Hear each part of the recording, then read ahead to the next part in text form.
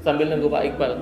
Baik, Assalamualaikum warahmatullahi wabarakatuh. Waalaikumsalam warahmatullahi wabarakatuh. Sangat menyenangkan di siang hari ini kami bersyukur bisa ketemu dengan Ibu dan Bapak sekalian. Pertama-tama kami mengucapkan selamat hari Ibu untuk ibu-ibu Indonesia, sehat selalu dan senantiasa dalam lindungan Tuhan Yang Maha Kuasa. Juga kepada Bapak yang mendampingi dengan setia, terima kasih sudah hadir di Kementerian Kesehatan dalam rangka menyampaikan aspirasi ibu-ibu Indonesia. Kami sudah mendengar suara loudspeaker di luar dengan berbagai tuntutan, dan semalam kami terima juga beberapa tuntutan dari Aliansi Rakyat Menggugat, dan salah satunya adalah tentang vaksin untuk anak 6-11 tahun. Dan yang lain-lainnya sudah diselesaikan barangkali di kementerian lain ya. Iya. Terima kasih. Saya perkenalkan dulu, nama saya Busroni dari Biro Komunikasi dan Pelayanan Masyarakat di Kemenkes. Sebelah kiri saya Pak Iwan Sopian, Humas dari Direktorat Jenderal P2P. Sebelah kanan saya, silakan. Iya, saya Dr. Dian dari Direktorat Kesehatan.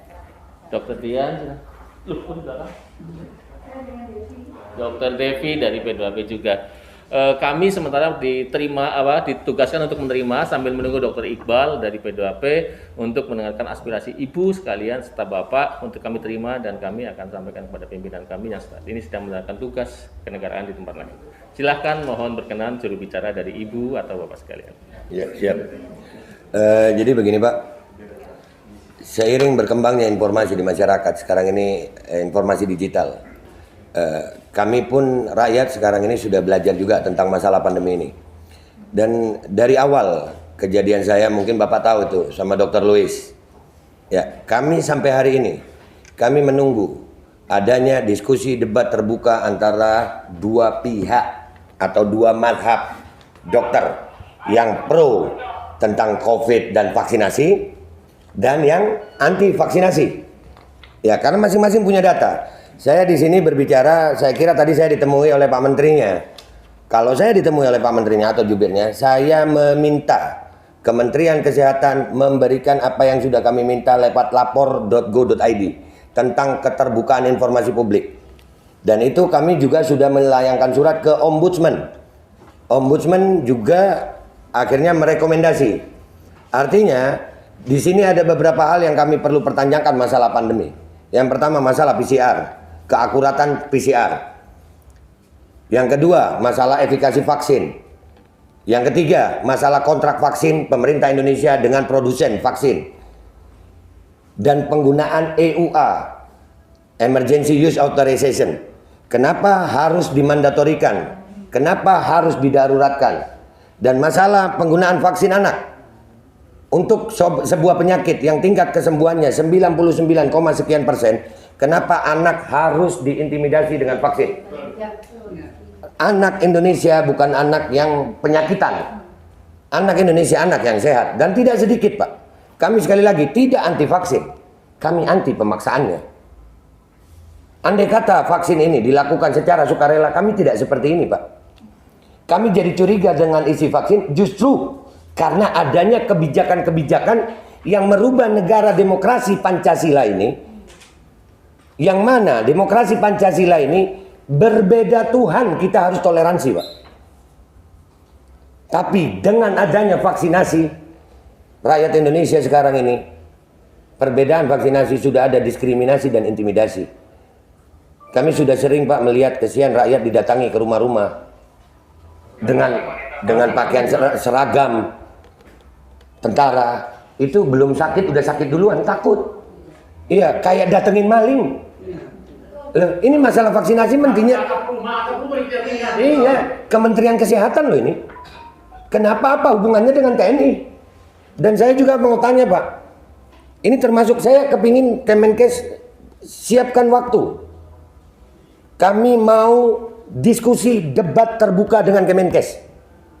Dengan data dan fakta. Bukan hanya seperti ini. Siapkan waktunya, disiarkan untuk seluruh rakyat Indonesia. Kami akan datang dengan tim terbaik kami. Kami akan bongkar semua data kami. Dan silakan Kemenkes bantah.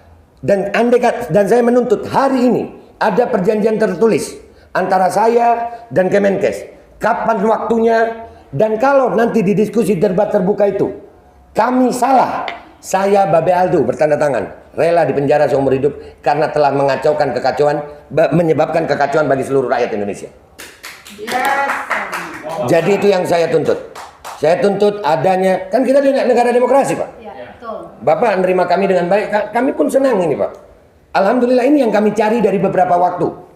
Saya berteriak-teriak di medsos, tapi lucu Pak, saya berteriak di medsos bukannya dipanggil, tapi dibungkam. Medsos saya dihilangkan, bikin lagi, dibungkam lagi, bikin lagi.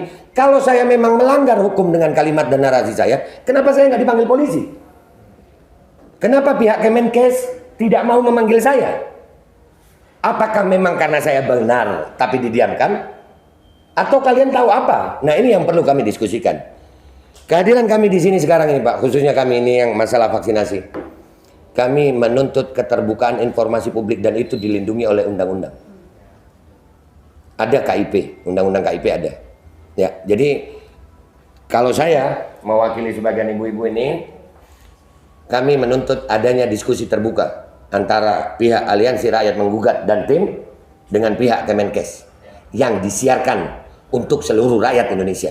Kita akan bawa tim terbaik kita melawan tim terbaik Kemenkes untuk berdiskusi. Bukan untuk debat biasa aja Pak. Karena ini menyangkut hajat hidup 270 rakyat Indonesia. 270 juta rakyat Indonesia. Kami tidak mau mempertaruhkan masa depan anak-anak kami Pak. Nggak sedikit efek samping. Saya nggak mengatakan semua efek samping itu jelek. Enggak. Karena kita tahu efek samping itu berbeda-beda. Seharusnya jangan ada paksaan. Kalau ikan laut aja Pak, ilmu kesehatan standar ini, ikan laut itu penuh protein. Tapi nggak bisa dimakan semua orang. Ada yang alergi. Nah kenapa untuk masalah vaksinasi semuanya disikat aja. Dan kebijakan-kebijakan intimidasi ini sangat Pak.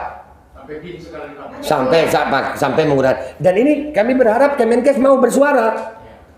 Oh itu kebijakan dari kementerian lain. Bersuaralah kalian. Kemenkes tidak seperti itu. Supaya kami tahu kemana kami mau datang. Tapi kalau Kemenkes diam saja, berarti Kemenkes sejalan dengan mereka.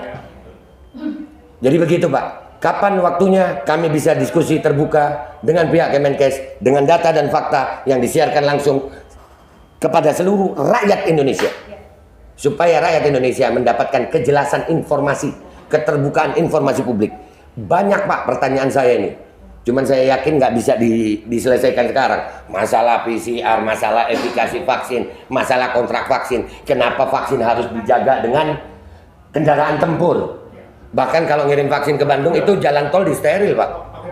Pakai barakuda dan di steril itu jalan tol. Ya, dan kenapa? Dan kenapa kalau memang tidak ada pemaksaan kok sampai ada intimidasi menggunakan aparat dengan seragam lengkap? Iya, listrik rumah diputus. Ini sudah terjadi di masyarakat. Dan kami juga menemukan banyak orang-orang yang akhirnya Pak dapat efek samping negatif. KIPI. Ya, dan ini minta maaf Pak. Untuk masalah KIPI itu sampai hari ini Pak sudah terjadi sama almarhum Trio Fauki. Anak umur 22 tahun tanpa ada riwayat penyakit. 22 tahun, sehat Pak. Enggak, bentar Bu. 22 tahun. Setelah divaksin AstraZeneca meninggal dunia. Dan akhirnya diotopsi Pak. Itu Bapak bayangkan perasaan ibunya.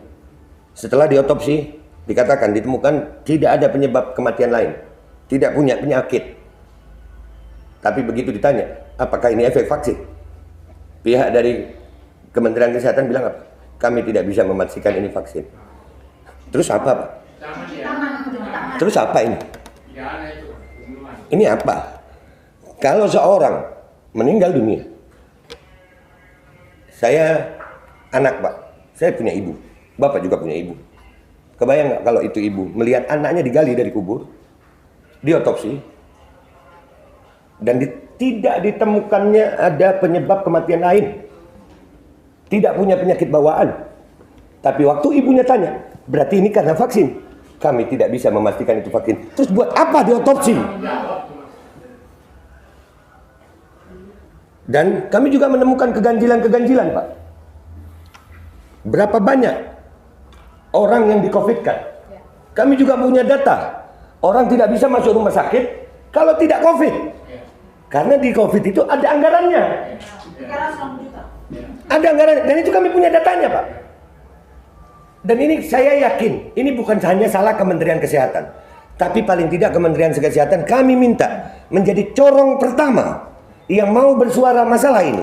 Adanya keterbukaan informasi publik tentang keseluruhan masalah pandemi. Dari mulai masalah protokol kesehatan, protokol penggunaan obat di awal COVID. Karena kami menemukan, Pak, di protokol dari kesehatan tidak ada pemeriksaan gula darah. Padahal semua pasien mestinya gula darah. Itu ada. Ya, dokter lebih tahu. Saya bukan dokter, tapi saya belajar. Saya bilang tadi kan, Pak, untuk memahami ilmu kedokteran sekarang nggak perlu jadi dokter, Pak. Banyak informasi, tinggal kita pintar-pintar memilahnya. Dan selama saya berbicara tentang aktivis COVID ini, Pak, saya tidak pernah berbicara tanpa bukti, data, dan fakta. Dengan jurnal. Dan saya juga punya guru-guru di belakang saya yang mungkin mereka belum mau tampil sekarang. Tapi saya yakin kalau Kemenkes membuka pintu diskusi ini, maka semua tim saya akan turun. Dan itu kredibel.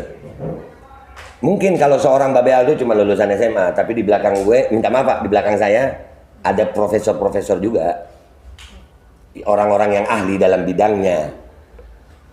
Dan kami meminta dari pihak Kemenkes untuk terjadi diskusi terbuka itu untuk keterbukaan informasi seluruh masalah COVID, mulai dari awal sampai akhir hari ini. Dan kalau itu tidak dipenuhi, maka kami menengarai bahwasanya memang terjadi rencana busuk di balik pandemi. Karena kami tidak menuntut macam-macam. Kami menuntut untuk terjadinya diskusi. Saya tidak menuduh Kemenkes salah. Bahkan saya juga siap kalau saya salah. Di perjanjian itu, kalau saya salah, penjara saya seumur hidup. Karena saya sebagai warga negara Indonesia yang baik. Dengan selama ini perjuangan saya, berarti saya salah. Dan saya telah mengacaukan program pemerintah. Dan untuk itu, saya rela dihukum seumur hidup. Sebagai bentuk cinta saya kepada negara Kesatuan Republik Indonesia. Tapi kalau saya benar, tolong rubah semua kebijakannya. Kita perlu pejabat-pejabat yang punya integritas terhadap bangsa. Kita nggak mau nurut-nurut aja Pak sama asing. Kita punya ahli-ahli di Indonesia yang besar kok Pak. Jadi itu aja Pak dari saya berharap aspirasi kami ini bisa diterima. Amin. Dan kami menunggu.